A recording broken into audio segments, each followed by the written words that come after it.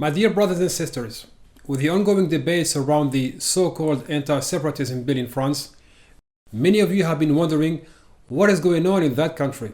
And I think you are right to wonder what is happening here. For the past 3 decades, French Muslims have been facing the tremendous explosion of anti-Muslim hate speech and, of course, the subsequent laws of exception targeting them to deny them the right to exist as citizens equal in dignity and rights. I am speaking to you from Paris with the hope of convincing you that whatever happens in France does not stay in France. I am speaking to you from the laboratory of Islamophobia, for my country has been exporting Islamophobia around the world and has even been used as an example by the most tyrannical regimes around the world to justify their cracking down on their Muslim minorities, be it in China, India, Burma, Austria, the UK, to name a few. France has successfully managed to market itself as the country of human rights, and because of that, such regimes justify their anti-Muslim repression by saying, if France, the country of human rights, can do it, so can we. On the other hand, hate-motivated groups look at France as a source of inspiration in order to carry unspeakable crimes. It is no coincidence that the terrorist who killed 51 Muslims in Christchurch, New Zealand, matured his attack in my country. In his Anthologia, Averroes wrote that ignorance leads to fear, fear leads to hatred, and hatred leads to violence. Because ignorance, fear, and hatred are at the root causes of many of our society's ills, the Committee for Justice and Liberties that I head makes it a mission to research and inform, educate and empower, but also to bring closer and mobilize.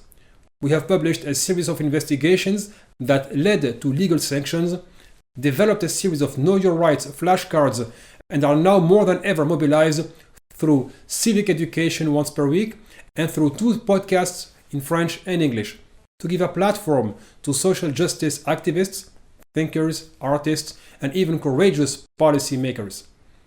Muslims can no longer let others define who they are and what their religion stands for.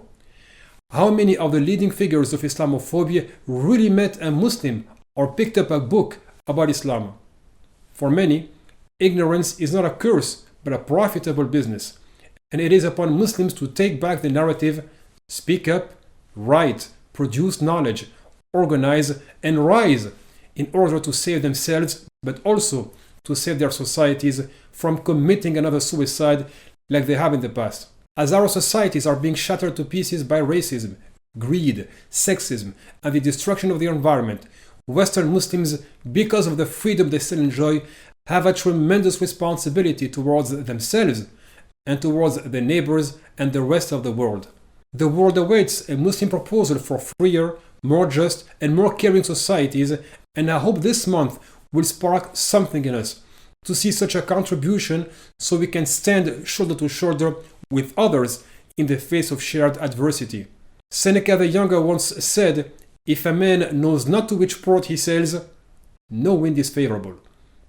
Where are Western Muslims going to be in the next 50 years? What do they want?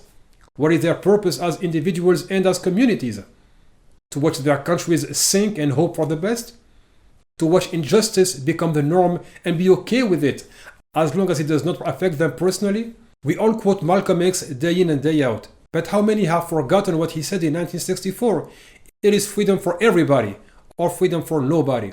Muslims are the barometer of democracy and human rights in the West, and if Muslims fail to stand against Islamophobia, make no mistake about it, hatred will be reimagined, reconfigured in order to target other communities. If God is on the side of the oppressed, shouldn't we rush to be there too? We are witnesses of our time, and our children will judge us and be witnesses for or against us. I sincerely hope we do not let them down. May this month bring us closer together and turn the walls between us into bridges. May it also be a month of brotherhood and a source of peace and comfort for the oppressed. I am speaking to you from Paris with the hope that you will hear this call for solidarity and mutual support. Here too, American exceptionalism will not save you. Only true brotherhood will. Ramadan Mubarak.